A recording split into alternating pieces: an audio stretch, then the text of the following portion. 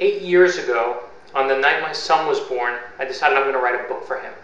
I wanted this book to last his entire life. This was going to be a book that one day I would give it to him, and he was going to be so amazed by what I'd written for him. And this moment was going to be so perfect that Norman Rockwell himself would need to be resurrected to paint the picture of it.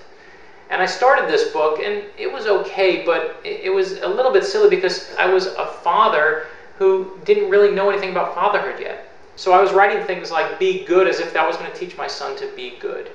And listen, I have 3 kids now. I've long ago realized I have no say in the matter.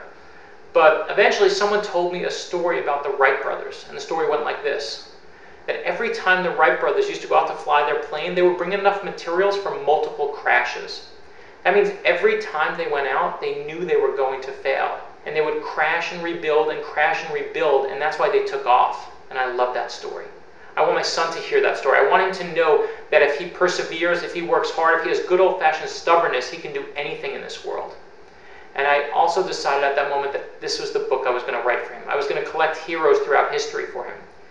Not people that just have good morals, but people that are absolute proof that anything is possible. From Rosa Parks to Jim Henson to Martin Luther King Jr. to Mr. Rogers. These are going to be the people that have changed the world. Ordinary people who have done extraordinary things. The result is Heroes for My Son. It is not just a book for me, it is a gift to my boy. And I hope a gift to someone you love.